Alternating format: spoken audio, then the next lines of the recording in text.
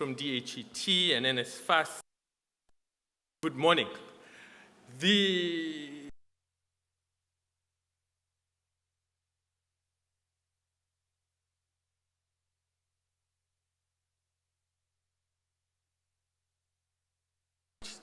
And he was saying no.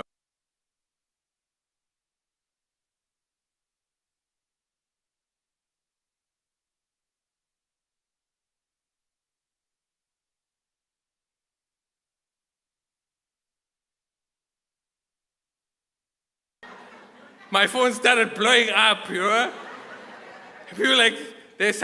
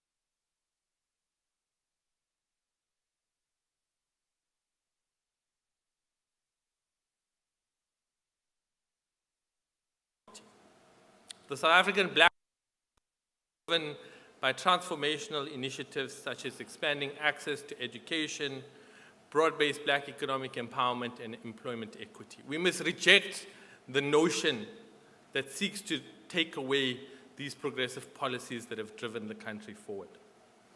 Graduates have gone on to scale the heights of academia, entrepreneurship, and the professional class. Today, 60% of government chief directors, DDGs, and DGs were funded by NSFAS. And 70% of our beneficiaries come from households which were previously reliant on social grants. This shows a clear correlation between our investment in social and education policy. Our budget has grown from 21 million in 1991 to almost 50 billion in the current academic year, supporting well over 900,000 students across universities and TVET colleges.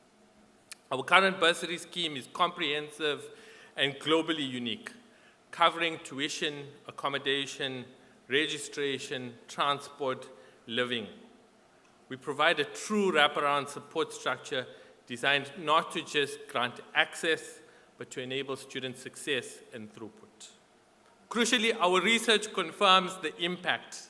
NSFAS graduates demonstrate robust labor market absorption rates, proving that this investment is transforming individual lives and fueling our nation's economy. These are monumental achievements that belong to all of us, but particularly to dedicated financial aid officers in this room. You are the ones making the system work. However, scaling a system of this magnitude, one that serves the poor and the working class, presents inevitable and at times painful challenges. We cannot pretend that the journey has been smooth. In past years, NSFAS has faced significant systematic issues that have eroded trust and caused undue prejudice to our beneficiaries. Delays in the payment of allowances and outstanding payments to service providers, particularly accommodation, have placed immense strain on our students and have affected institutional stability. We must be honest in reflecting that the trust relationship within the higher education ecosystem has been eroded. The communication interface between NSFAS and institutions regarding registration data remains a critical bottleneck. This failure has led to unacceptable instances of students facing protracted appeal processes as our systems fail to process academic progression data seamlessly. The drive for decent, safe, and academically conducive student accommodation has been hampered by inconsistencies in accreditation, disputes over capping, and a chaotic payment mechanism that often left students vulnerable to unscrupulous landlords. We acknowledge the serious governance issues and investigations surrounding the previous disbursement mechanisms. We have learned difficult lessons about centralization and the need for rigorous oversight of service providers. NSFAS has had 9 CEOs in 9 years and has been in and out of administration twice. This makes the process of institutionalizing governance and reform difficult and challenging. Ongoing reports of fraud, corruption, maladministration undermine societies, institutions, and students' trust in the fund's ability to deliver on its mandate. In response to these deep-seated challenges, we are not simply making adjustments, we are executing a fundamental strategic repositioning plan aimed at stabilizing the scheme and then reforming it. This reform program has 2 pillars, being financial sustainability and operational excellence. The single most critical reform is the implementation of a sustainable funding and financing framework for NSFAS and the higher education sector. We must recognize that in NSFAS running recurring deficits, we are placing not only the stability of the sector, but the entire stability of the country at risk. Reform takes many shapes and forms. However, we have to confront the brutal realities that we face. Today, most students qualify for NSFAS as a result of an improving basic education system, but against the backdrop of a cost of living crisis and declining state resources. Reform starts with acknowledging that while university and college are critical pathways for young people, they are not the only pathways. Focus must shift towards a system that provides universal coverage for students in the post-school training environment, which includes other elements such as National Youth Service, entrepreneurship, and short skills programs. Furthermore, there has to be a mindset shift that moves us away from focusing on access towards graduation, employment, and productivity. The outcome of our education policy in this country has to be employment, and therefore we have to consider funding skills that are critical to the economy. We appreciate the support provided by the university sector in administering allowance payments when NSFAS systems failed. However, we have to be alive to the fact that the current system of cash allowances leaves students open to the exploitation of the alcohol, drug, and more recently, online gambling industry. While not short-term, we must pursue an allowance model that is effective, efficient, and leverages the higher education economic ecosystem. We have released the long-awaited student accommodation protocol aimed at ensuring governance, transparency, guidelines, and adherence to broader policy. The protocol is aimed at bringing much-needed regulation to the differential forms of student accommodation. We are also pleased to announce that in November 2025, we will implement phase 1 of our decentralization process, ensuring that NSFAS has full-time officers and staff complements at 25 institutions of higher learning for the 2026 academic year. We are investing heavily in integrated ICT systems designed to communicate seamlessly with institutional platforms. The goal is simple: eliminate the data gap, ensure registration data is received and processed on time, and prevent the wrongful funding and defunding of students. We've amended our systems, communications of funding statuses, and have done away with the formerly provisionally funded status.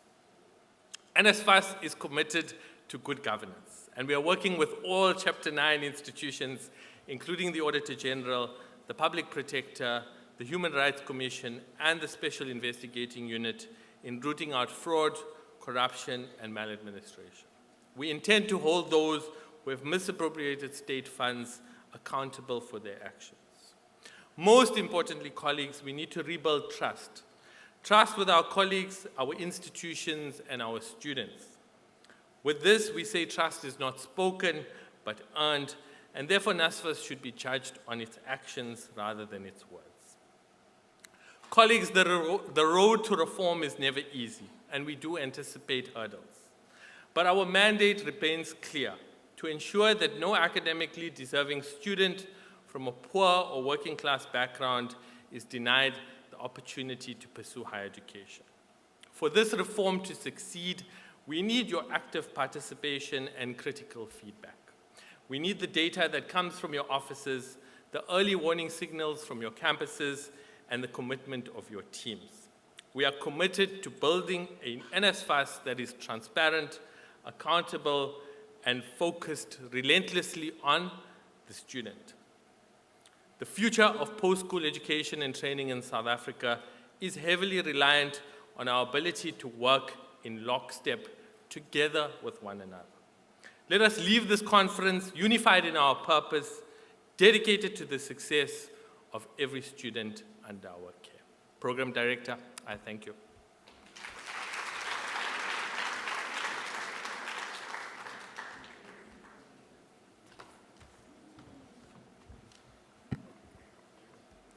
Thank you, Wasim. I think it goes without saying that the challenges are real and we need to challenge each other. Sorry, Wasim, I didn't notice. Tilivali, you can come back to the stage.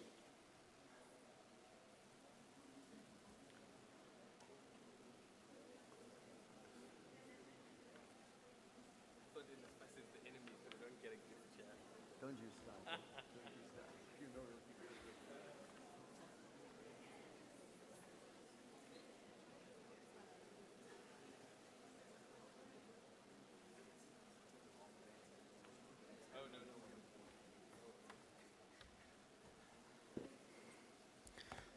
So, colleagues, let's just tag in there.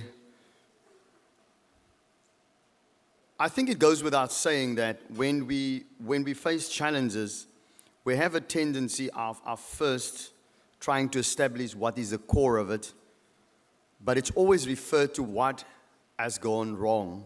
But I think Wasim touched on something very important to say. We need to also look at what we did right. And sometimes we don't, sort of give ourselves credit for what goes right.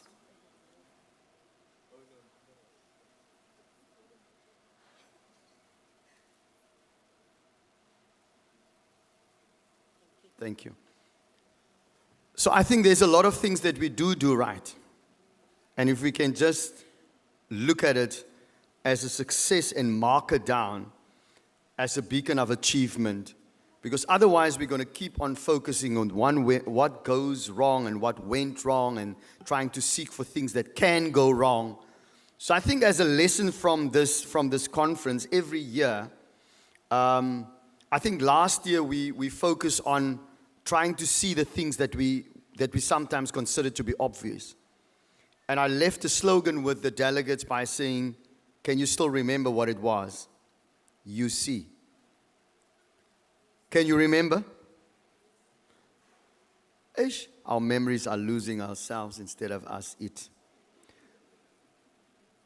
So this year I want us to take the slogan with us by saying to ourselves that things can go right. So let's focus on what we do right. So the slogan for this conference from my side, it's not from FAPSA or anybody else, is you are going to start using the word right. So can you say after me, right? You can do better than that, man. So when somebody talks to you, you will answer them by saying first, right? You'll get it. You'll get it. Thank you so much for that contribution. Next up, we're going to call Mr. Richard Mediru. And Mr. Richard Mediru is going to come and give us a message. I just need to find his designation. Director in TVET, Student Support Services. I think I got it right. Let's give him a hand, ladies and gentlemen. Thank you so much. It's not a message, it's a presentation. My apology, it's a presentation, ladies and gentlemen. Thank you. Thank you very much. All right. You have it on. Yeah, I think the colleagues have got it. Good morning, ladies and gentlemen.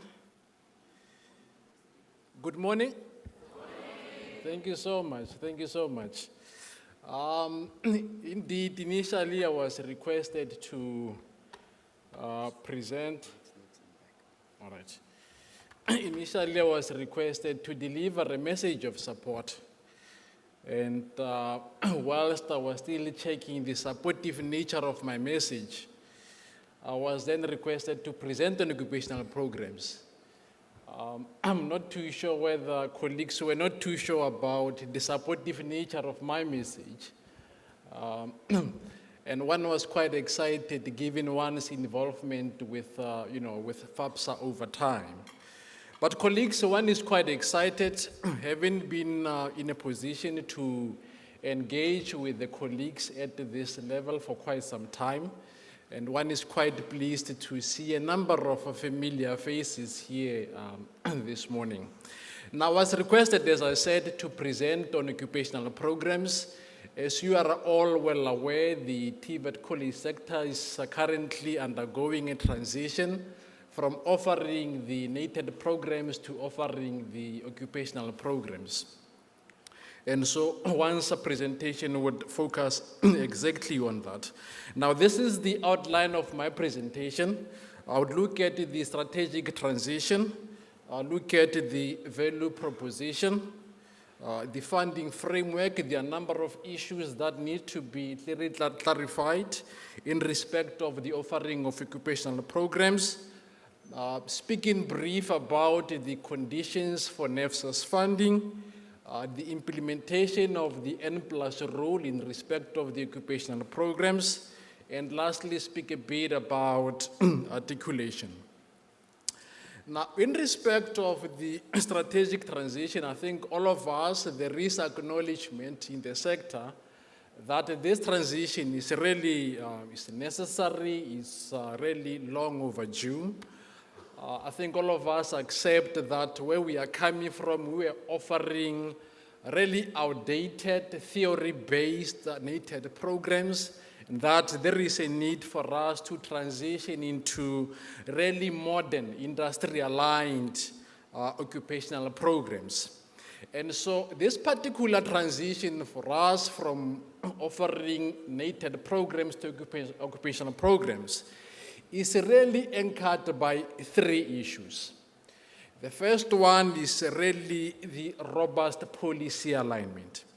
Now, when you speak about policy alignment, it's really at a strategic level, is to ensure that there is alignment in terms of the policy. What we are coming up with is aligned with all the policies of government. It's aligned with the National Development Plan, it's aligned with the white paper, but also other policies that speaks to the offering occupational programs such as the national norms and standards for funding TVET colleges, that all these policies, there is alignment in respect of the offering of occupational programs. Now, the second factor that really anchors the offering of occupational programs is really the institutional readiness. Now, I think all of us, are in agreement with the principle that change imposed is change opposed. So there is a need for us to ensure that colleagues are given an opportunity to really make an input, particularly colleagues at the cold phase of implementation, that they are given an opportunity to input in respect of this transition. Not only that, that also there is ownership at the level of implementation for us to ensure a successful transition into the offering of occupational programs. And so this institutional readiness, colleagues, entails a number of factors. At the institutional level, there is a need for us, as we have indicated, to ensure that there is buy-in in respect of the lecturers. But not only that, there is a need for us to ensure that we capacitate the lecturers, we upskill the lecturers. There is a need for us to ensure that we update our workshops, that the equipment that we use is such that it will allow us, it will really enable us to offer these occupational programs. And so there is that importance that at the college level, even at the level of governance, the college council sets the tone, that management provides support, the academic support, there is an academic board, there is alignment, but also that there is buy-in at the level of student representative council. And so there are a whole lot of things, that whole lot of work that needs to be done at the college level to ensure that the institution is ready. Not just obtaining accreditation with the QCTO, but other things that one has just mentioned. And lastly, for us to really ensure the successful transition into occupational programs, there is a need for a deep collaboration with industry. As we have said, for us, as we are offering these programs, the issue of work-integrated learning is a compulsory component. You cannot offer these programs without the involvement of industry. And so this collaboration, colleagues, entails a number of things.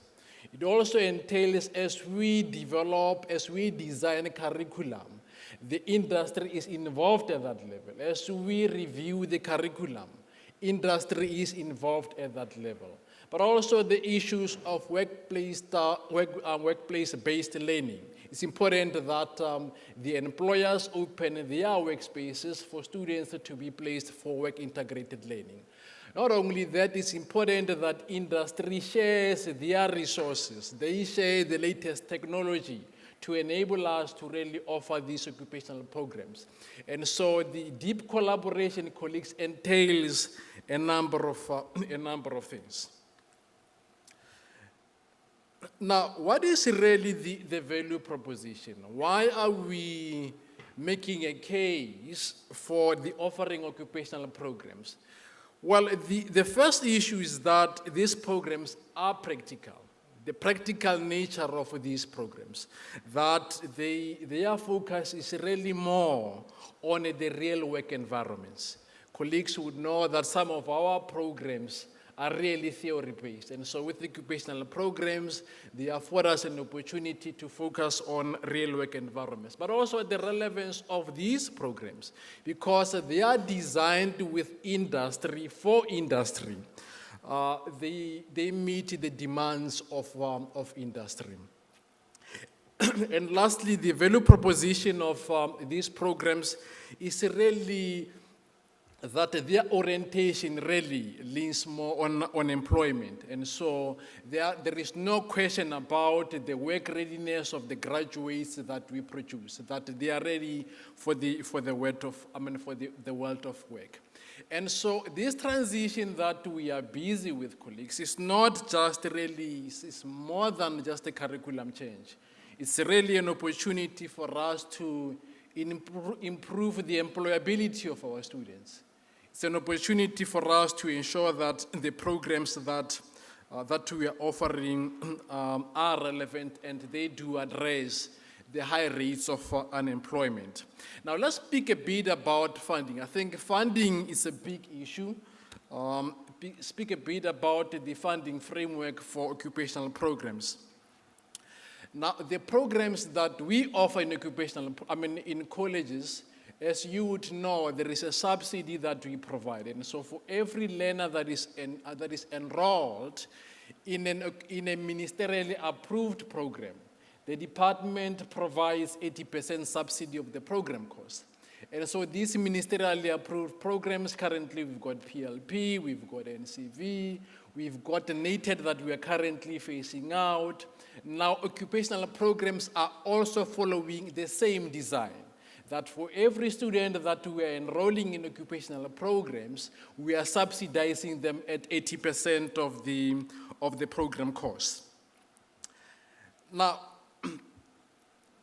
and really the intention is to ensure that we really facilitate accessibility. Now, what about the 20% of the program cost? Now, the 20% of the program cost are what normally is referred to as student fees or tuition fees. Now, in the event that you don't qualify for NEFSAS as a student, you are expected to pay this 20% of the program cost.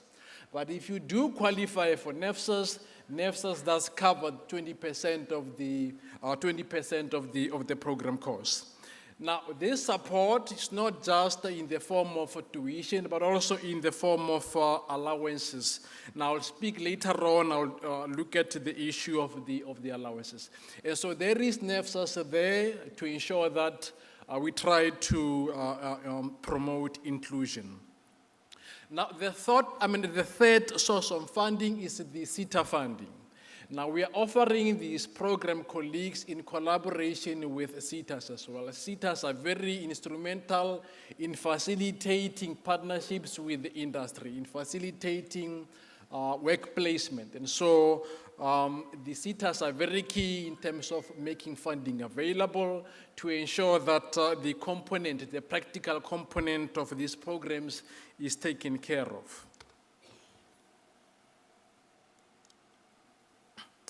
Now, let's look at the conditions for NEFSAS funding. Now, the combined duration for occupational program is 3 years. Now, in the mainstream programs, it is, they are pitched at NQF level 4, 5, 6. Right? That's the occupational programs. In the mainstream one are pitched at NQF level 4, 5, and 6. Now, what we are currently working with NEFSAS on is that going into 2026, the intention is to have 2 registration cycles. That is the January intakes and the July intakes. Although we are working towards 2 intakes during an academic year, it doesn't mean that these are semester programs. They are still year courses. It is really for convenience. And so the intention, colleagues at NEFSAS are working very hard to ensure that come 2026, we are in a position to have 2 registration cycles during the course of the academic year. Now, in respect of really the funding, I think we have indicated that we are covering for tuition, but also we cover the allowances of students who are in simulated training. And I think it's important for us to note that the operative word this here is simulated training. And so if you are in simulated training, we provide allowances. Now, the allowances are the ones that are already there, colleagues. You know, the ones that you know, the personal care, the living allowance, transport, and accommodation. Now, unfortunately, I think I need to clarify this. Lungisa was requesting to say, please clarify what happens when the students travel to the workplace. Unfortunately, colleagues, at the moment, we don't cater for students traveling to the workplace, particularly the ones who are in simulated training. And these are students, for an example, who are doing, for an example, hairdressing. You will find that there would be a salon at the college, but there is still a need for them to experience the real live salon, to observe the business operations of really a salon. And so we are not in a position to provide for their travel to a real salon during the course of their studies. It's something that we are still working on as a department. The request has been made in this regard. Discussions are currently underway to say over time, there is a need for us as well to cater for the transport of students, not just as they travel to the college, but also to accommodate them as they travel to the workplace, particularly for the practical component of their studies. Now, there are 2 cohorts of students, the ones who are in simulated training and the ones with employment contracts, the ones who are attached to the employers. Now, these students do receive the stipends, and on the basis of that, they do not receive NEFSAS allowance. They do not receive personal care, living allowance, transport allowance, and accommodation allowance. The understanding is that the stipends that they are receiving covers these costs. The second last slide is on the implementation of the N plus rule. Now, the N plus rule does not apply to occupational programs, right? And so it means that NEFSA's funding is linked to the duration of the occupational program. And remember, we have said that in the main, these are 3-year programs. They do not have an N plus 1. Similar to PLP, we don't have an N plus 1.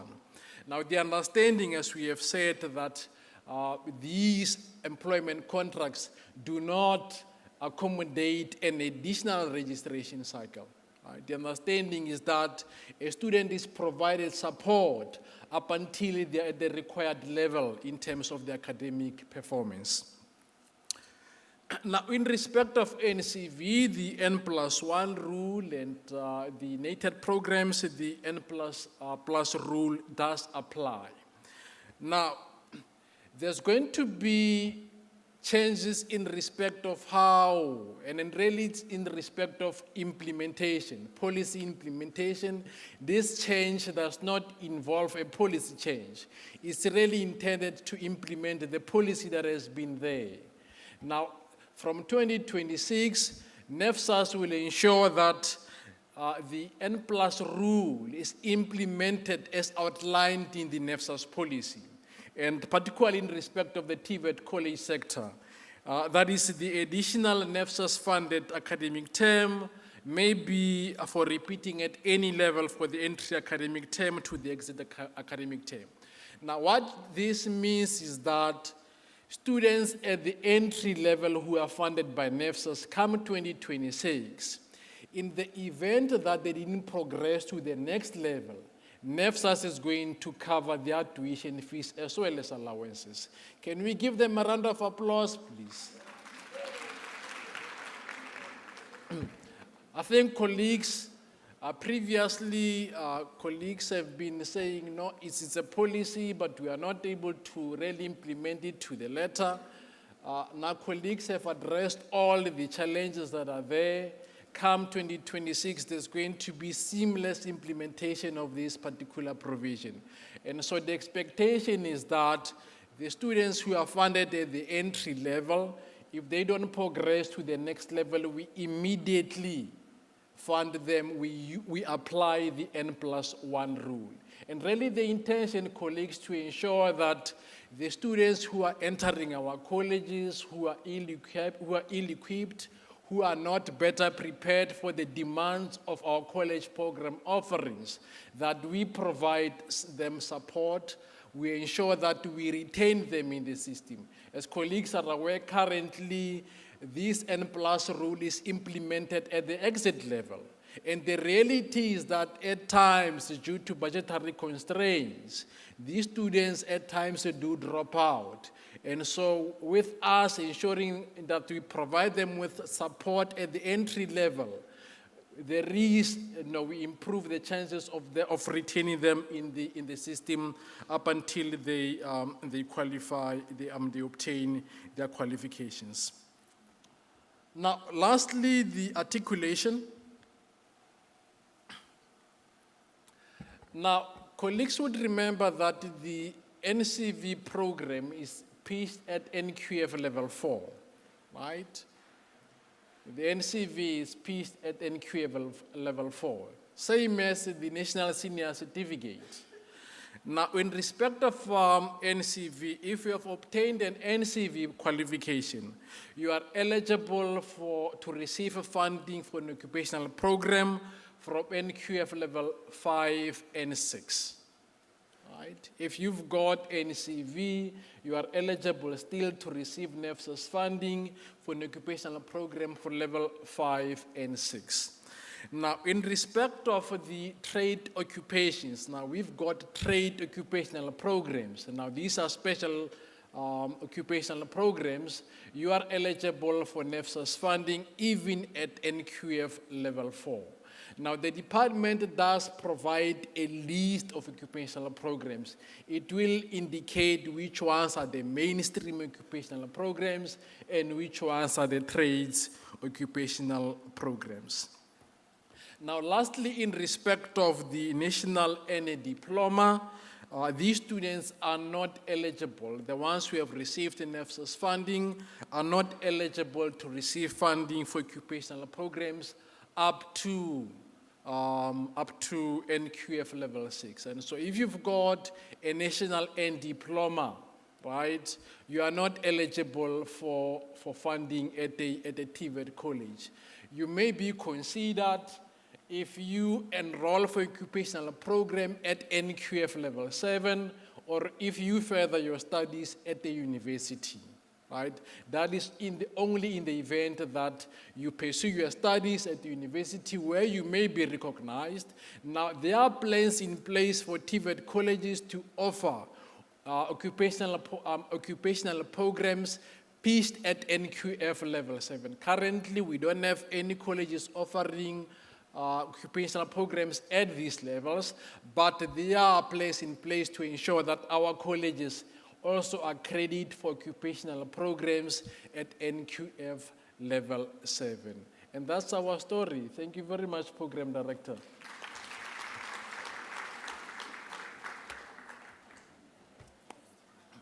Thank you so much. Thank you so much.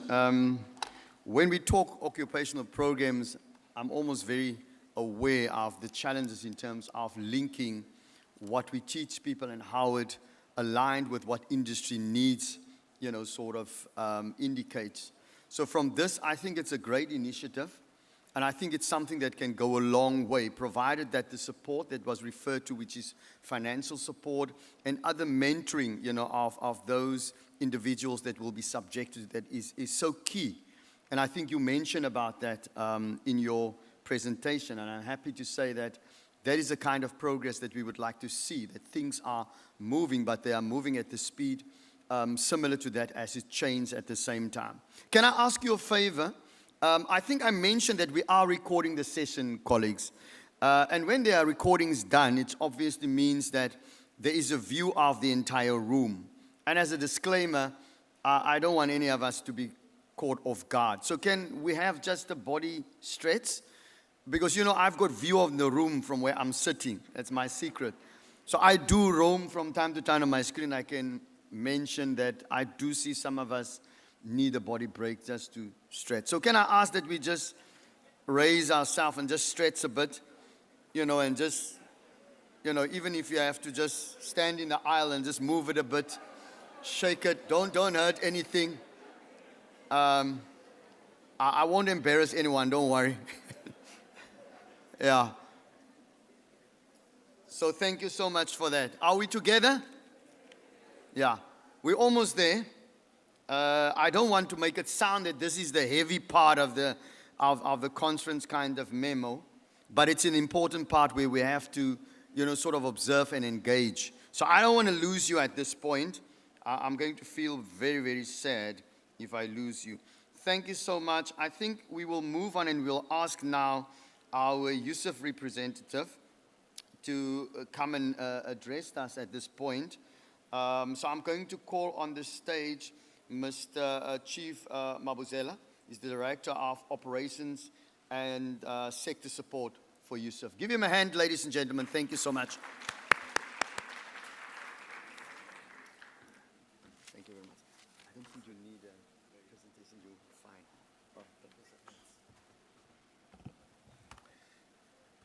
Good morning, colleagues. I think it starts like that with every speaker who comes here. And let me greet you again. Good morning, colleagues. Good morning. Yes, much better. Thank you so much, Chairperson, for inviting us here. I shall rise on the established protocol established by Mr. Karim. At least I heard him greeting all the people that are here. But most importantly, good morning to you all. And thank you for the invitation to this conference and to this discussion of this extreme importance. And thank you for the initiative that addresses the sustaining crisis of our sector. the crisis that threatens sustainability of our entire post-school education and training. Chair, I often feel the obligation just to explain a little bit, because I had stayed quite a lot in the Department of Higher Education and Training, to the extent that people, when they see me, they think that I'm still there.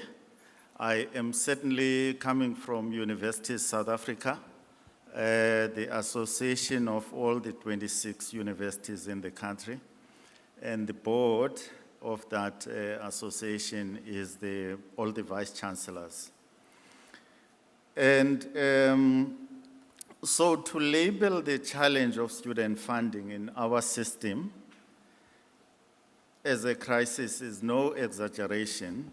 This is so because at the beginning of 2025, before the registration of the current class of 2025, the net student debt at universities amounted to 9.3 billion rand, and the gross approximately 13 billion rand.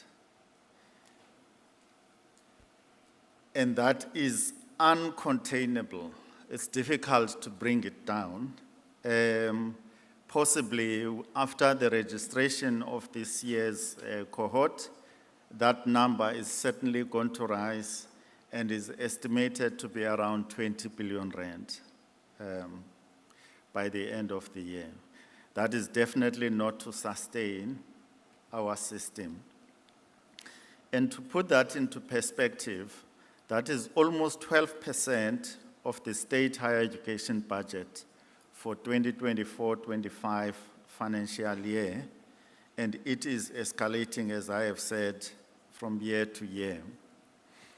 It is not that something is not being done, but the initiatives and efforts are rendered ineffective by the socio-economic circumstances of the majority in the country.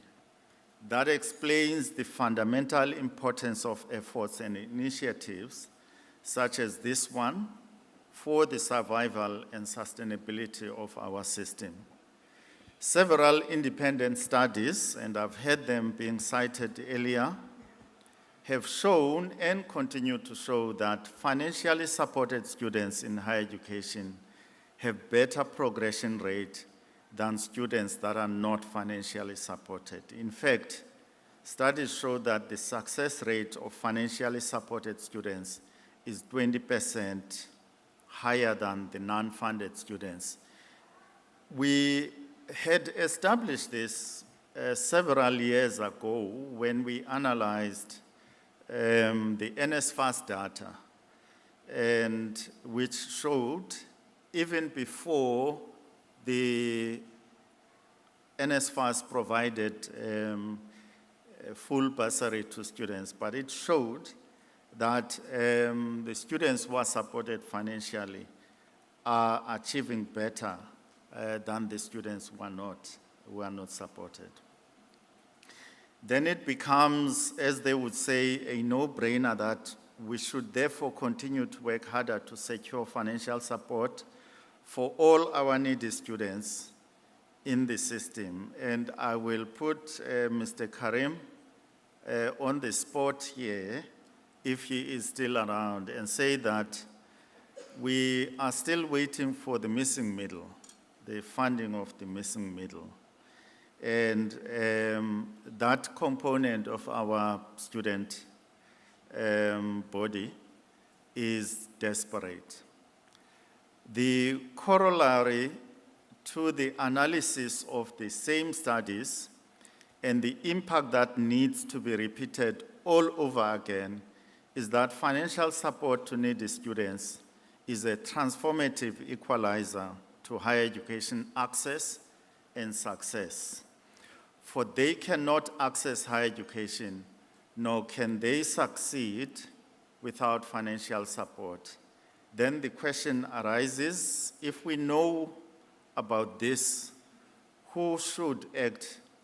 And if we don't, who will? Thus, equipping our youth with higher education is a major part of our solution to the challenges of inequality we face in our society and in higher education itself. It is not a silver bullet by any means, but certainly guarantees a better than average future. As a society, we still need to deal with poverty and hunger, the twin scourges that our students carry with themselves to institutions of higher learning. As a result, our universities are not only dealing with financing of tuition and accommodation needs of students, but we are called upon to feed them too. And that is to keep them surviving, literally. And this is a dire situation across all the post-school education and training. It is a dire situation that many overlook, or they simply do not know about it.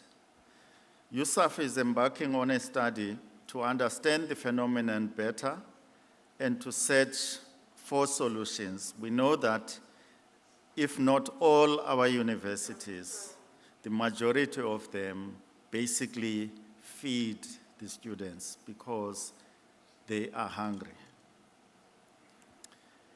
As I have indicated earlier, we are also painfully aware that once our graduates leave our institutions of higher learning, they are not guaranteed any meaningful social and economic activity.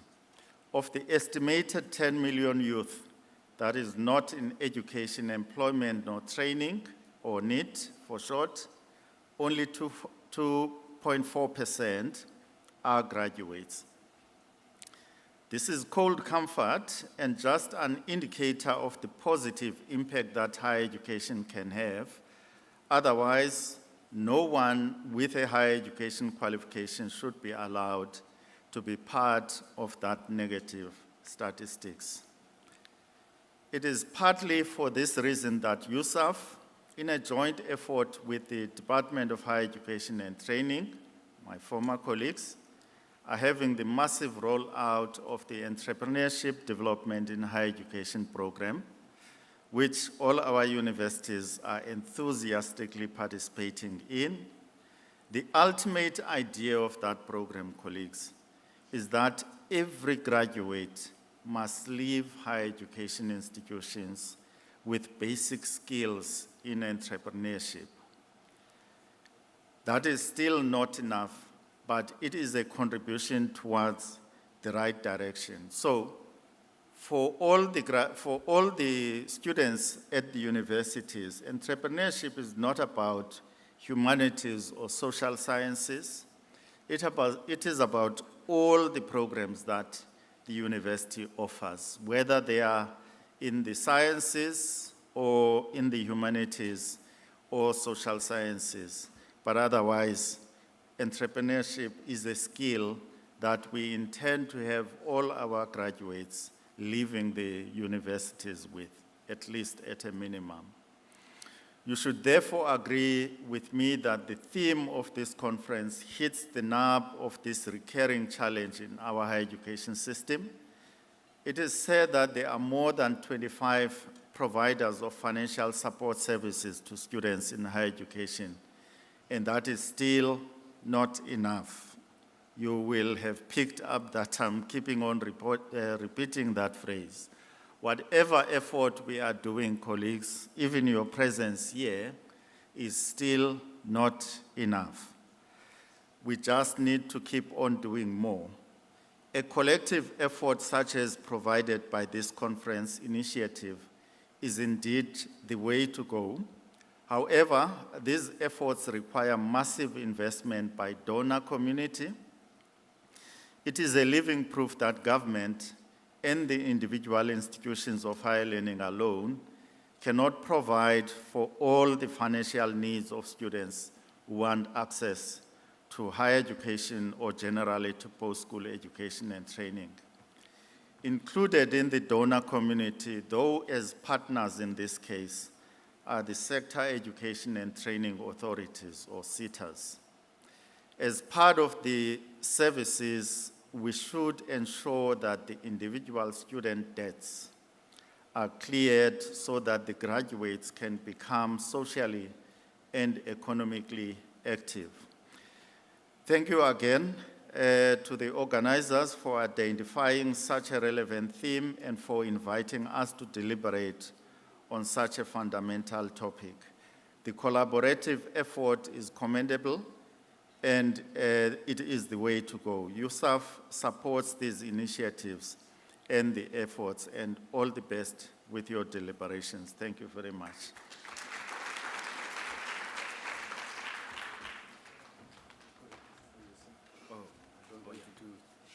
Injustice to the Omzini. Thank you so much. I think you have given us another sight of enough is sometimes not enough. We need to do more. So I know that our tanks are empty, and sometimes when you drive a car that's a little bit older, it will let you know that you are reaching the empty, and it starts jerking. So if you get that feeling from time to time, don't despair. Help is on the way. So let's approach it from that perspective of saying we must still do more. So thank you so much for that inspiring message. We indeed take, heed of your call for us to continue to collaborate in the fashion that we are doing it and try to do more. 25 is not enough. We are moving on with the program. We are still together. Don't worry, I'm not going to let you stand up. This time I'm going to say sit down. So I'm going to call on our representative from FAPSA, Ms. Choku, who is the president of FAPSA, is going to come give us a message of support. Let's give her a warm welcome to this FAPSA gathering. Thank you so much.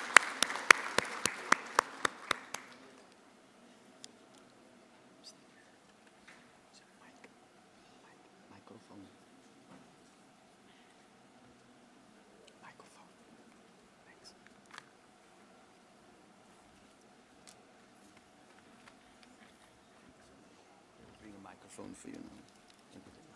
It's on. It's on.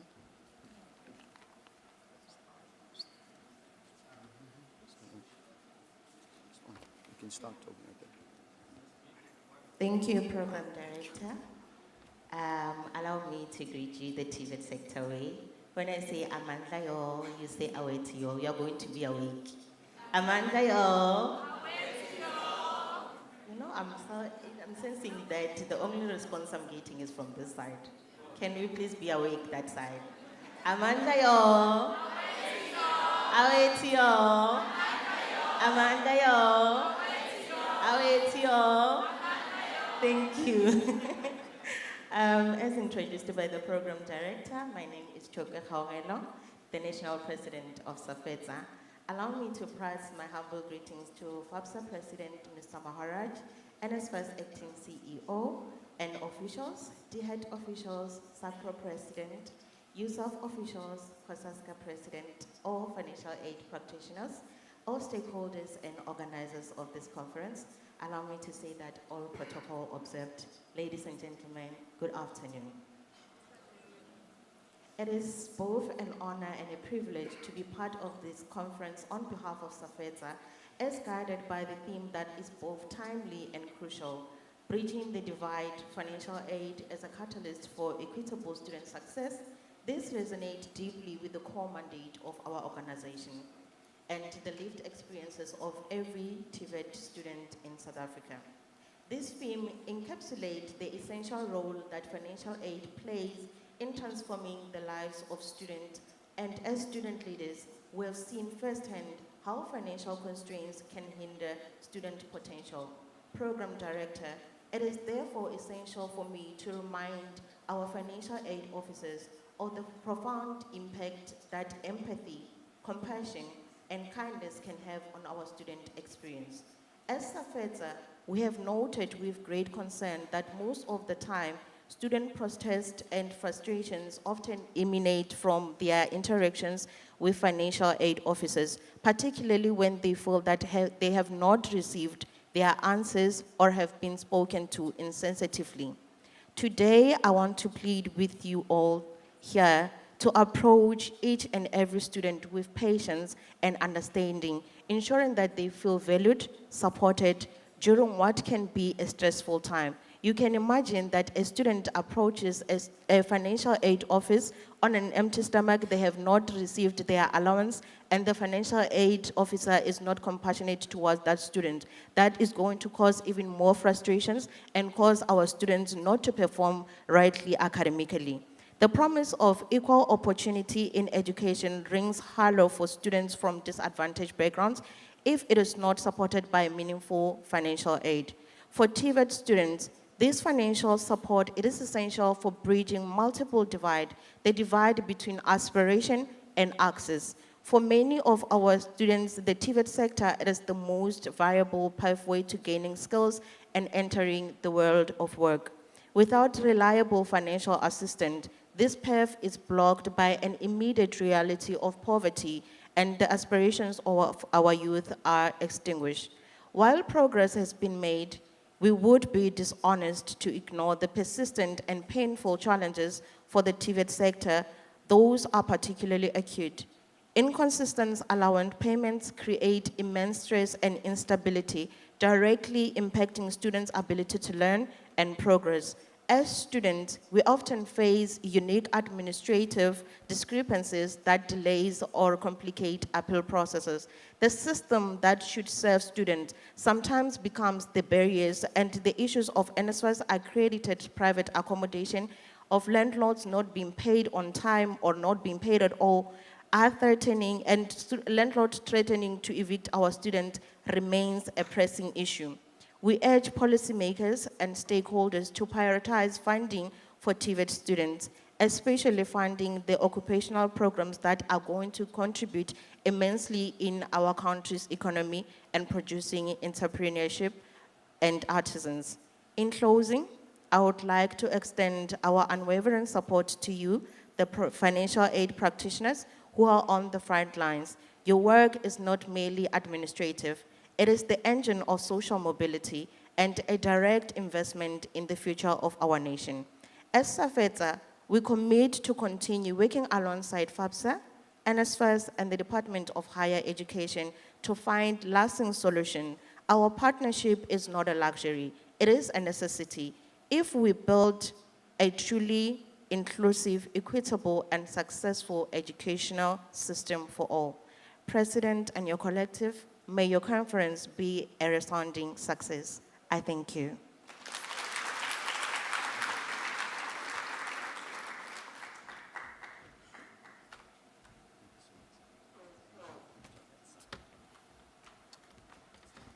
Let's give her another hand. You see, I'm even switching mics.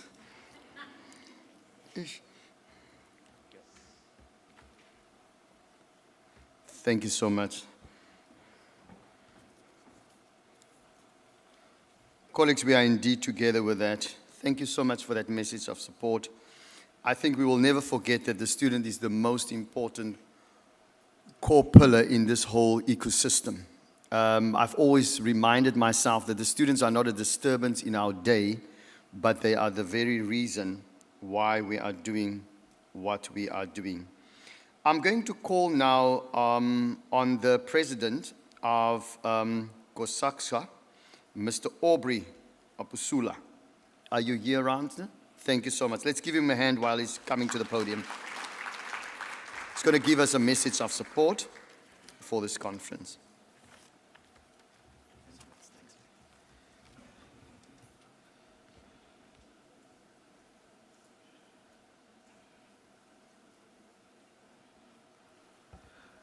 Eita FAPSA Eita. Ola FAPSA Ola. Program Director, thank you very much. Allow me to first acknowledge the senior officials from the Department of Higher Education and Training present here, from the Office of the DDG, TVET sector, and also DDG universities. Equally, allow me to acknowledge the presence of President of SACPO, led here by Mr. Kekana. Allow me to equally acknowledge the presence of the acting CEO of NSFAS, Mr. Karim, the hosting universities that have already rendered their presentations and messages of support. President Maharaj, also allow me, without exclusion, observe the protocol that has already been observed prior my presentation here. Ladies and gentlemen, distinguished guests, good afternoon. I think I'm the only speaker who speaks in the afternoon because everybody has been saying good morning. It gives me great pleasure to say good afternoon. It is with great pride and one unwavering solidarity that I extend a heartfelt support for the financial aid practitioners of South Africa. As you gather under the vital theme, Bridging the Divide, financial aid as a catalyst for equitable student success. This theme speaks powerful to our shared vision. A South Africa where every student, regardless of background, has equal access to opportunity, growth, and success. In the world of college sports, arts, and culture, South Africa, we witness firsthand the transformative power of education when supported by inclusive financial frameworks.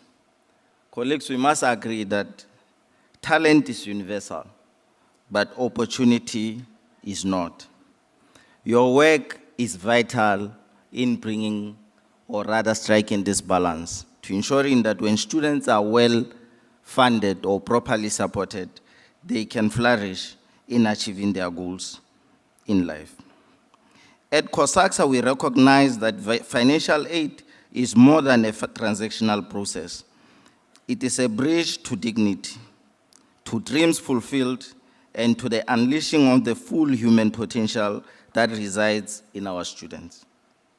Whether on the field, on the stage, on the studio, financial accessibility is often the first step toward lifelong impact.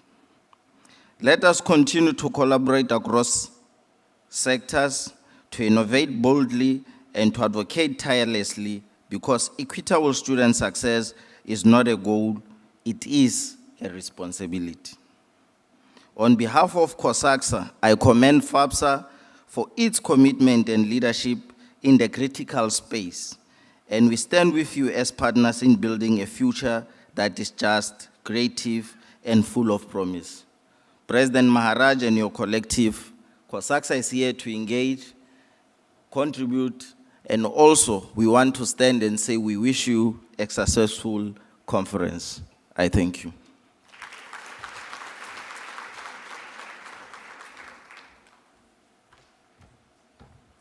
Thank you, sir. If you can just remain, I think they want to hand you a gift. I'm getting worried now. Is there going to be left for me?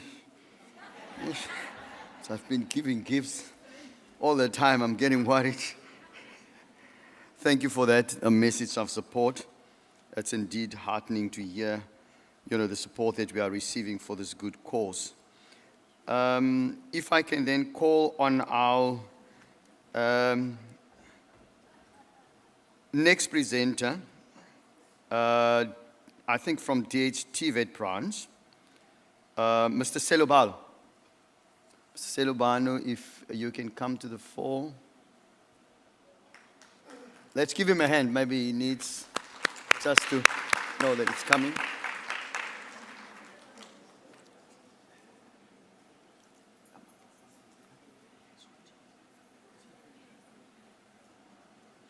Okay, I think they are going to call him. I haven't think of a joke this morning. I think I can do it now. There's enough time. So can one of you tell me how does a chicken cross the road?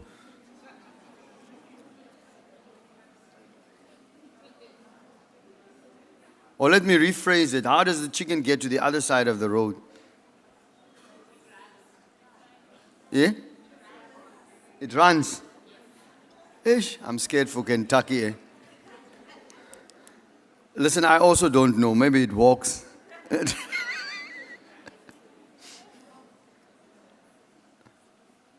Not yet. Okay, so can we move on? Okay, I'll just move it on for a change. We've got a bit of a hiccup. That's a good sign, don't despair. Can I now call then on the SAPCO president, Mr. Kekan, to come and give us a message of support. Let's give him a hand, ladies and gentlemen. Thank you so much.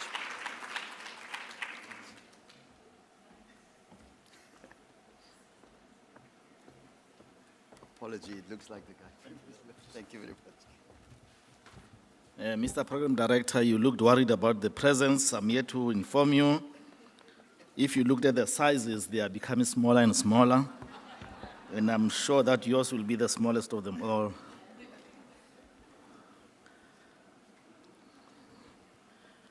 Program Director, yeah, these lights are too bright for some of us who are aging gracefully so. The President of FAPSA, President of SADVETA, President of COSASCA. I've never been in an occasion where there are so many presidents. I think we are only running short of the President of the Republic of South Africa here. The acting CEO of NASFAS in absentia, the man with too many hats, the regional manager of Eastern Cape, acting DDG TVET, acting DDG higher education, also responsible for student support services in the department, Mr. Midirwe, the SAPCO CEO, the host principal of PE College, Mr. Riba, Mr. Sonti. Those that I've mentioned are the ones that I know they have a capability of doing something about me or the colleges. SADVETA can destabilize the colleges, and the principals of the member colleges will not rest. And now, to everybody, let me say all protocol observed. On behalf of the South African Public Colleges Organization, SAPCO, it's an organization for public colleges, not an organization of principals.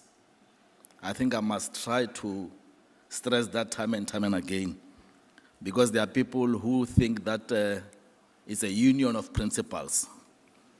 We wish to extend warm greetings to all of you, all and sundry, and commend the FAPSA, Financial Aid Practitioners of South Africa, for convening this significant 21st conference under the theme, Financial Aid as a Catalyst for Equitable Student Success. We acknowledge the co-hosting institutions, which are University of Fort Hare, Nelson Mandela University, Rose University, and Walter Sisulu University, commonly called WUSU.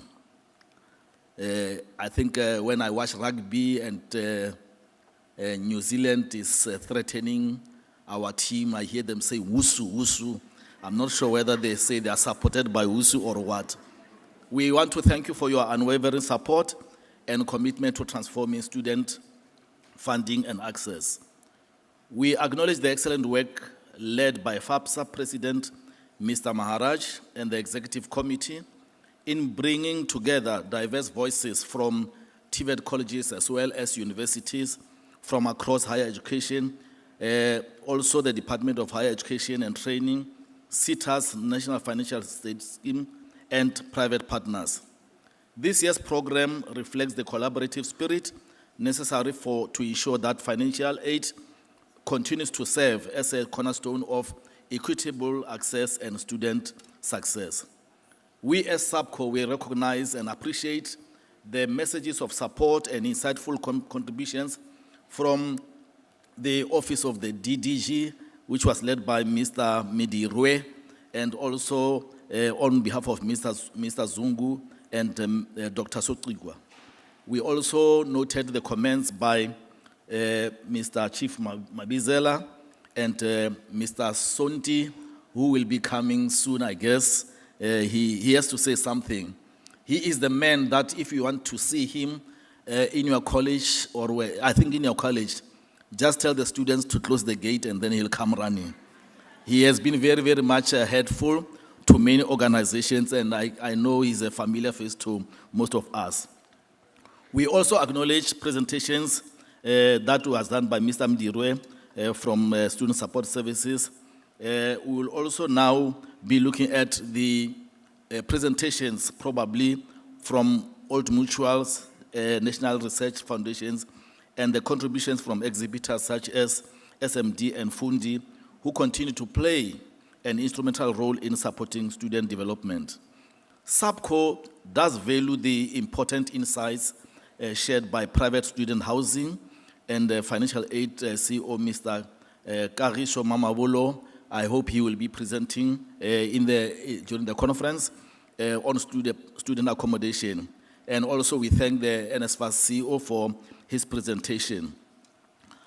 We also note that according to the program, there will be breakaway commissions on CETA collaborations with universities and TVETs and on student accommodation, and which are key to developing policy innovation and sustainable models of student support.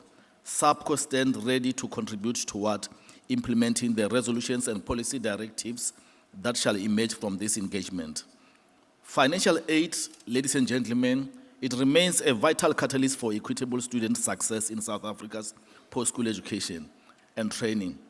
It not only opens doors for students from historical disadvantaged backgrounds, but also ensures that talent and potential are nurtured irrespective of financial means. SAPCO recognizes that the effective financial aid schemes are essential in leveling the educational playing field, supporting students to complete their studies successfully, and empowering them to participate meaningfully in the economy. By enhancing transparency, efficiency, and accountability in financial aid management, we collectively contribute to a more inclusive and sustainable education system that uplifts communities and strengthens national development. We consider this to be a relevant platform where practitioners, as yourselves, can share best practices so that the deserving beneficiaries are not disadvantaged. I am not sure whether FAPSA is already a professional body, but if not so, we will definitely encourage that you become a professional body. SAPCO remains committed to strengthening partnerships with FAPSA, NSFAS, DHET, and CETAs to ensure that the financial aid landscapes continues to evolve inclusively. We further acknowledge the role of industry partners and the private sector in enabling access, retention, and success through meaningful collaboration. As the conference reflects on the journey and looks to the future, SAPCO does reaffirm that colleges embrace the phasing in of occupational programs despite the challenges encountered. We sincerely thank the Department of Higher Education and Training for opening the dialogue to engage further on the possible extension of NATED programs while advancing the occupational qualification framework. In conclusion, and I believe this is my last conclusion now, we commend all speakers, organizers, and partners for the commitment to equitable student success. May this conference continue to inspire collaboration and innovation that will transform the lives of our students and build a stronger post-school education and training system for all. Now, as SAPCO's membership is spread nationwide, that is the length and breadth of South Africa, we hope that in the next few years, a FAPSA conference will be held in the far inland provinces, where obviously I know you'll then find real lions, live lions, and also some of the big five. I hope those of you who are here in the, in the oceans will clap hands to say at least you are begging that we should have an opportunity to see the real lions and not only on television. Ladies and gentlemen, SAPCO supports the FAPSA conference and wish you all the best. Thank you very much.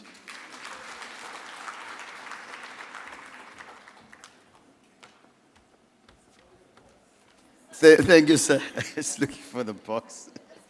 Yes. Yes, thank you so much for that message of support. On the issue of professional body, I think there's a lot of headway being made about it, and it's indeed the next best thing that we will definitely announce as another milestone that we achieve, in this cycle. I think they have located Mr. Selabanu, and while he's making his way, I think I can tell a joke now. I think so, it's time. A very rich man in New York came to the bank in the CBD. He went into the bank and said, I want a loan, but I want a loan for $5,000. Please help me. So he put down all the collateral, his Ferrari that was parked on the pavement outside, and he even gave the papers of his house. So after he's done, as the bank says, no, this is all fine, what, can you please ask the assistant to pull the car in and park it in the basement of the bank, one of the safest places in New York. And then after a while, when the guy come back, they ask him, sorry, everything was in order, you're such a rich man, we check, and we find that, why did you need a loan? He says, well, for the interest that I pay on the loan, it was actually what I paid to park my Ferrari down here in your basement, and it was $75. So he took a loan just to get a spot to park his car, and he paid back to the bank $75. You don't get it. I'll repeat it slower later on. I'm sure if I told the students this, they will get it. Nah, don't stress. All over to you, sir. We struggle to find you, but you are here. Thank you so much. Let's give him a hand, ladies and gentlemen. Thank you very much. You struggled to find me because I was hijacked. I woke up this morning, my name was Kagisho, and suddenly I'm Sonti. Maybe I'm the lighter version of Sonti. Anyway, good afternoon, colleagues. My colleagues from the head, universities, colleges, SAFETA, SAUSU, and all protocol observed. To all the dedicated financial aid practitioners gathered in this important conference, your work is the quiet engine behind countless students' journeys, transforming dreams into diplomas, degrees, and potential into progress. In a country where access to education is both right and powerful tool for transformation, your role is not just administrative, it's profoundly impactful. We have realized in 2024 we had a lot of strikes, and fortunately in 2025 you have worked hard, because to be quite honest, we're not really getting as much as strikes that we used to have. And that is because of your hard work. Thank you very much.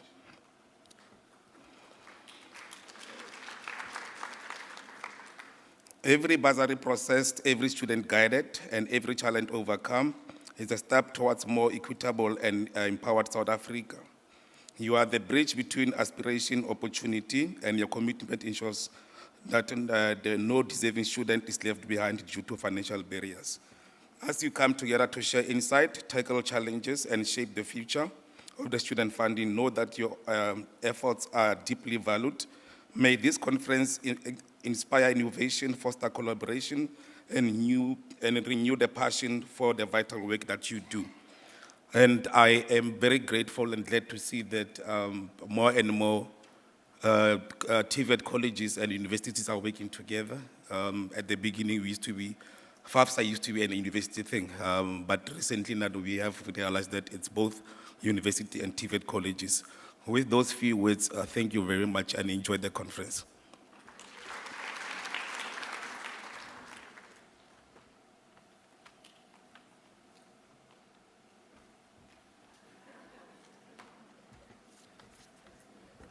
I think you're getting a lot of instructions up here.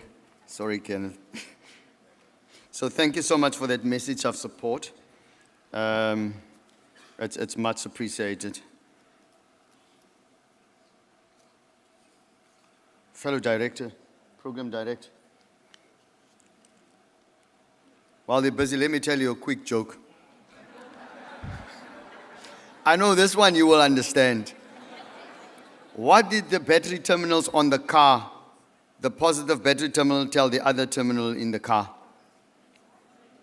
What did the battery terminal on the one side tell the other terminal in the car?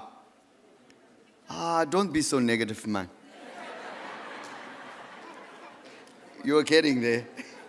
You are getting there. I'm going to call on our good friend to come and speak, Mr. Sonti. Am I still on the line? Did I miss someone? Yeah? Mr. Sonti. Yeah, our good friend, Mr. Sonti. I'm going to call Mr. Sonti on the stage now to come and speak on behalf of the DDG for TVET branch. Let's give him a hand. Can I tell you a joke? I was coming to Sonti for the presentation, but before I can get hold of him, I went to the AV guys and said, don't even talk to Mr. Sonti about it, presentation or whatever. Normally give us a slide. He only flashed the first one. From there, he just shoots out of the hip. Thanks. Thank you so much. Good afternoon. Let's start it again. Good afternoon, colleagues. Or maybe let me say it because I'm from this province as well, Molweni. I see a lot of people from this province saying Molo. I've not seen people from Limpopo. Tatekekana Molo.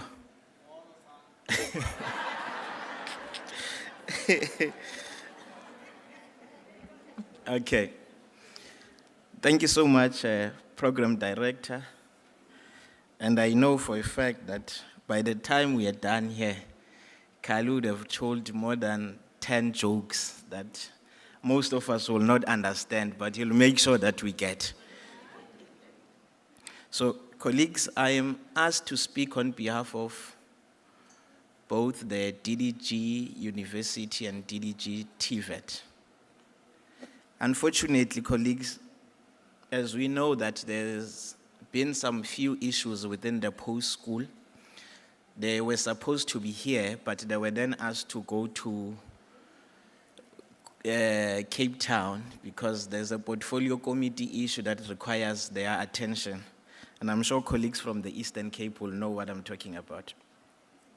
So unfortunately, they could not come here. So please accept their sincere apologies, including the minister, by the way, who's also attending to that.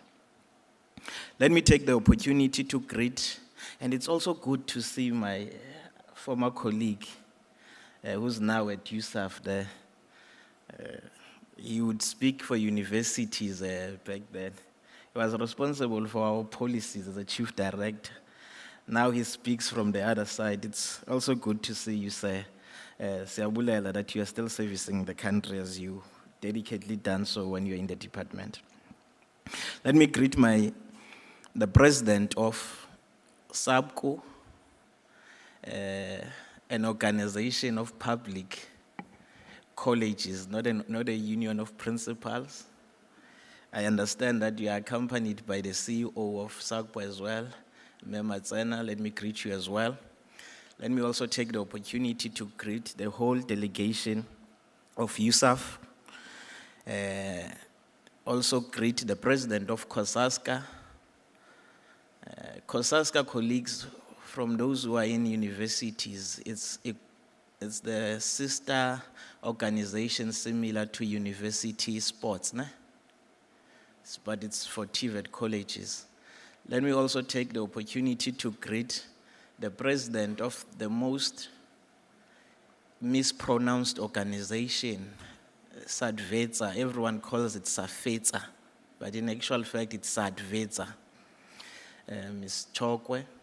Let me take the opportunity to greet all strategic partners that are here, but most importantly, let me greet everyone who's a delegate of FAPSA here, your financial aid practitioners. And President, I've not seen President Maharaj. I wanted to say, in most cases, and this is my complaint, President of SAGPO, that in TVET colleges, when we speak about financial aid, we reduce it to NSFAS.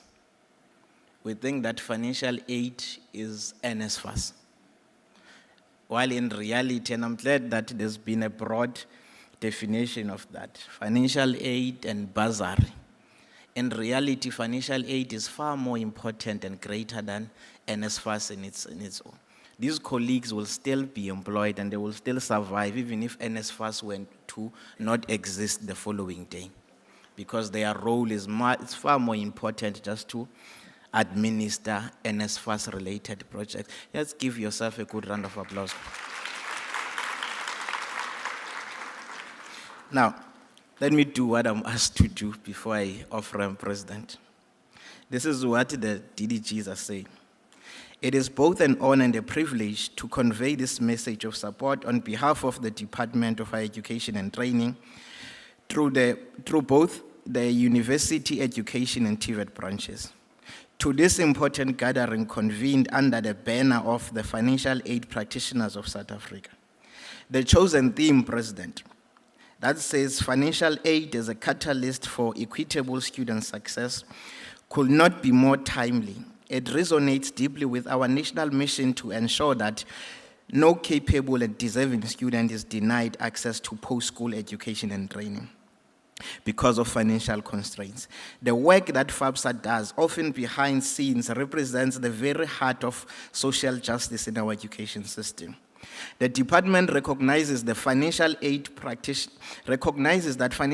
practitioners are essential enablers of equity, inclusion, and student success across both universities and TVET colleges. You are the bridge between aspiration and achievement. Your work ensures that our policies of access translate into living realities for hundreds of thousands of our students each year. Across our 26 universities and 50 colleges, the department has made significant strides in strengthening student financial support system through NSFAS reforms, direct payments, and the development of integrated funding models. These initiatives are designed to promote transparency, accountable, and above all, a student-centered service delivery. However, financial aid is not merely about funding. It is about building pathways to success. We must therefore ensure that funding mechanisms are complemented by academic and psychosocial and career support services that enable students to persist, graduate, and transition into meaningful livelihoods. The department remains committed to working with FAPSA, USAF, SACPOS, SADVETA, CITAS, and NSFAS to build this holistic ecosystem of support.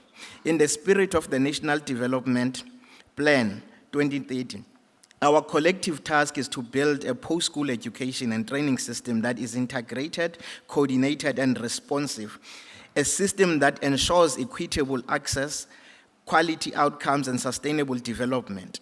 FAPSA's work embodies this vision and gives practical expression to our shared goal of transforming lives through education. On behalf of Dr. Mashia Socikwa, the Deputy Director responsible for University Education, and Mr. Sam Zungu, the Deputy Director responsible for TVET Education, we extend our sincere appreciation to FAPSA for its unwavering dedication and professionalism. Your collaboration continues to shape the future of financial aid administration in our country and remains indispensable to the success of our students. May this conference inspire renewed innovation, empathy, and excellence in servicing of equitable student success. And I want to add, Program Director, in many cases, if we do not service our clients with empathy, that leads in many cases to distractions of our institutions. We always say, President, if you do not love them, do not service them. The students that we service, we must love them as if they are our kids, and we will see that in most cases, our universities and colleges will always prosper and they will not have distractions that we see in some of our campuses. With those few words, Program Director, I thank you and we wish you nothing but the best. Thank you so much.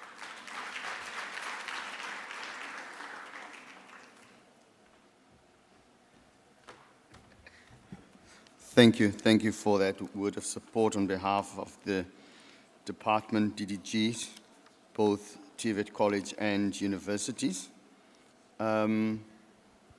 Colleagues, without further ado, I think we will move on with our program. I'm now going to call on our partner as well as one of our sponsors, Old Mutual. Ms. Makal, if you, I think you are ready. I think you shared your presentation, so if you mind, you can come to the. Let's give a welcome hand from FAPSA as he comes to the podium. Come on, guys, we can do better than that.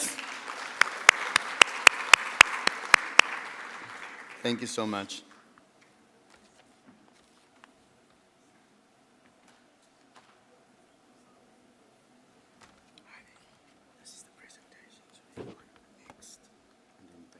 So I must press this one. No, you don't have to press. You're going to start it, and then you just, And then it for the will next display slide, there. I'll show you. Yeah. I don't need the laptop.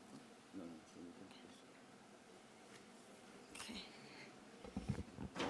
Good afternoon, everyone. I'm standing between you and lunch, so I'm going to make sure that I make the session as lively as possible. There's no time for questions. I've been given limited time. However, I will be around if you want to engage further on what I will be sharing. So, all protocols observed, everyone has greeted everyone. I will fall foul if I try and remember all the names. So, 2023, Old Mutual introduced the student health insurance. How it came about, we introduced health insurance to the market, given that there's still a big chunk of working people in the country that are not covered by private health care. So medical aid membership has been 16% for over 2 decades. Yes, we know NHI has now been signed into law. However, the preparation is going to take a very long time. The funding, there's also court cases. So I engaged a friend who was at Rhodes about the health insurance. A few months down the line, he gave me a call and said, don't you have a student proposition? Because one of the students, he's in the sports department, one of the students was involved in an accident on the way back from UCT, ended up at Livingston Hospital. The father said, no. My child cannot be here. I'm taking my child to Green Acres. The university is going to fund the cost. So I don't know how they resolved it because the FD was like, no, we have a disclaimer, but that's how it came about. So I engaged the product owners, and this is what we came up with. So why the student insurance? You know better than me the importance of the students having cover. So yes, universities do have a health facility on site, I am told, but it provides the basic services to the students. When the student is not on site, where do they go for their health care? They go to a public facility if they are not covered by their parents' medical aid, or on their own, where the parents provide funding for that, which means it's long queues, then they miss class, and most importantly, access to emergency ambulance services is critical. That can mean a life or death situation. If an ambulance is going to take 2 hours to arrive, if you are in a bad condition, you may not survive. So we ensure that the product that we have also provides ambulance service. The better the care, the better the chances of recovery. And then access even when you are off campus. So it's not limited to just when you are on campus. We think we're providing value for money premiums. These are people that should be young and healthy, so they don't have chronic ailments, or they shouldn't have chronic ailments, the bulk of them. So, and then when you are able to access health care, it improves your academic performance as well. For the institution, this is a way of differentiating the institution from the rest, to say this is what we are providing to our students, but most importantly, enhance student well-being. I mean, I've been a student for 23 years. That's how long I left university when I was doing my MBA. So there's a lot of change that has happened in that time period. But I find that our children nowadays are not as resilient as we were in dealing with life challenges. So we have even virtual consultations so that they can speak to a professional when they need help. The better they are in terms of their health, then their better retention and academic success. And then also the importance of financial aid. We know the challenges from the communities that we come from. Yes, this product, all the people we've engaged with have said, yes, we want the product. The question is, how does it get funded? And I don't have answers. That is why we're here, because I don't have answers on how it gets funded. What I do know, if from our experience in our Mass Foundation cluster, if we were to say we'll take the premium from the student's account, we will not get the premium from the student's account. That is what happens in a Mass Foundation cluster. If you don't do stop order, you try and do debit on the day of the salary being paid, you won't be successful. So I'm looking to everyone in the room, willing to engage, willing to explore any suggestions that you may have. So this is what the product covers. It covers two GP consultations at a network doctor. So trying to keep the premiums low, we need to use a doctor network, but there's an extensive network of doctors around the country. Or if you have a doctor close to campus that's not on the network, it's easy to sign them up. Those two GP consultations are for day-to-day cover. They already have access to some clinic, but they can also use the WhatsApp line. On the WhatsApp line, there's a nurse and a doctor that can also do prescription to supplement the 2 GP consultations.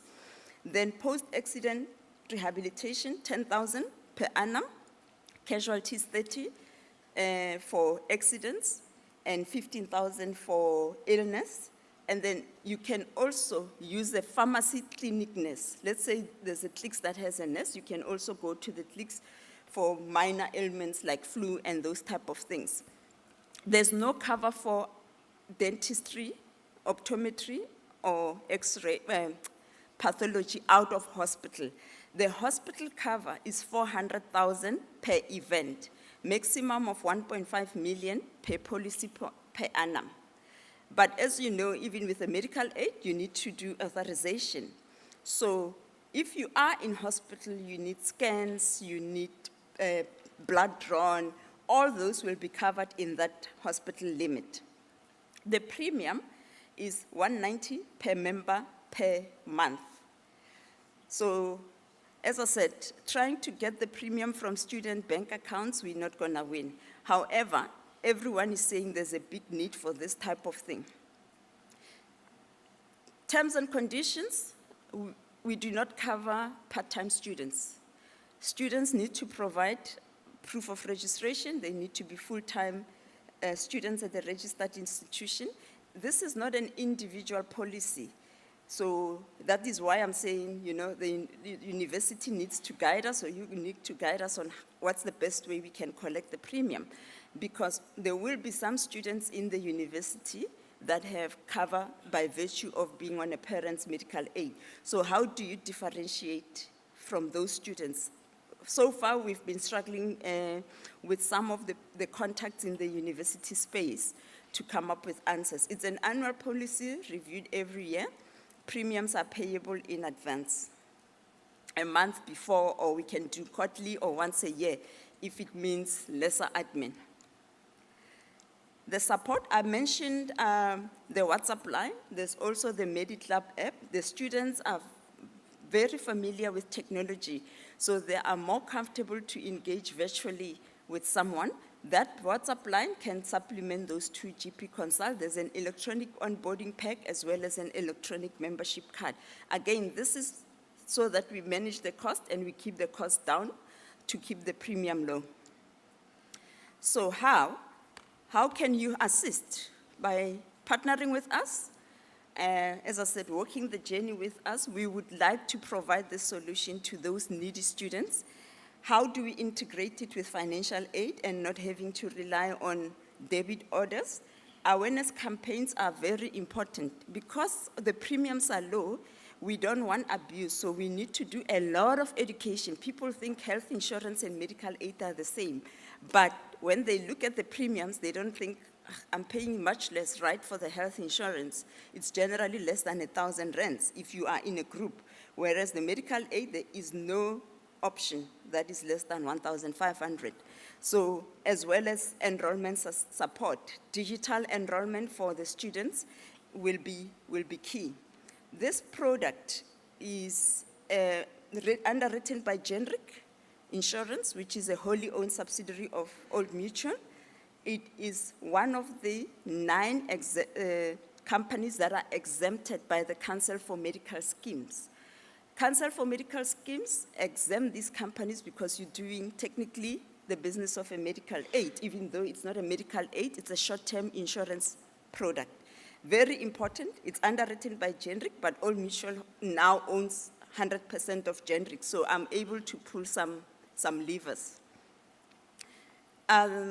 This is a QR code. I do have some goodies that I will be handing out. So please scan the QR code. You'll see there's 2-3 questions that you need to answer to win those prizes that we'll be handing out in the afternoon.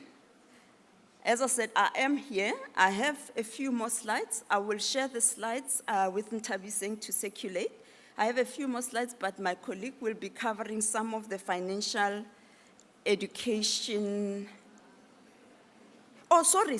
Ooh. The goodies, eh?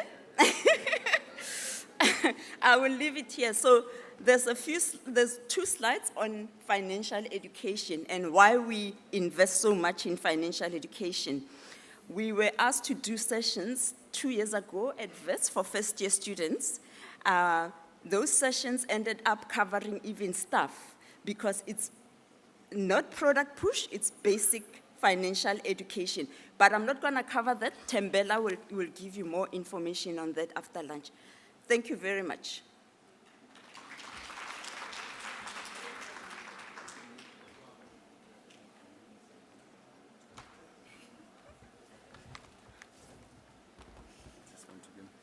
Thank you so much.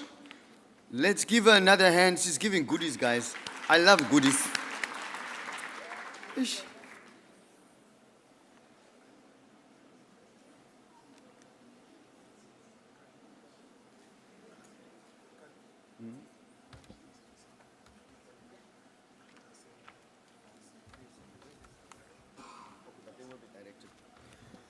Thank you so much. Thank you for that presentation. I think it's a much needed discussion. I know it's a bold discussion. It's a discussion that required us to really wrap our mind around it, but it's a real thing, right? I would like to be let on in the discussion that's happening that side. If it's about the goodies, it's okay. You can still come closer to scan the QR code, don't worry. The moment that you've all been waiting for, guess what? It's lunchtime.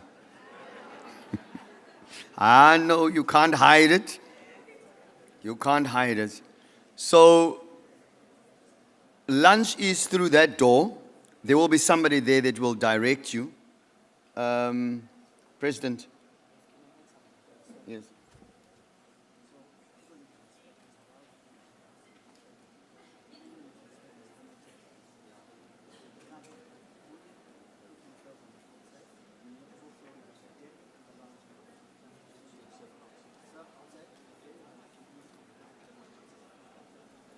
Okay, there's just a caution and a house rule. Food has been served outside, which is called the assembly area. So there's also overflow to the balcony where you can go in and, and sort of seat yourself for comfort. However, there is a request that we have got catering kind of dietary preferences. So the areas that are designated for halal and kosher and so forth, we require people just to stick to that kind of flow because they are strictly catered in terms of numbers and budget. So we would like to just caution you to just stick to the dietary requirements as indicated and just stick to the flow and not overstep them, because it will be a problem if we sort of step over that and we utilize other resources that are meant for specific request and so forth. So I thank you very much for your contribution and submission to this requirement. And then also 45 minutes. I don't have my watch with me. What is the time now? 1:45. So they must be back at 1:45. Yeah, the president said we must be back at 1:45. Can I please ask that we back at 1:45, please? We still got some stuff to deal with that are quite important. So I release you now to go and versterk your innerlijke. Thank you, colleagues. You may leave.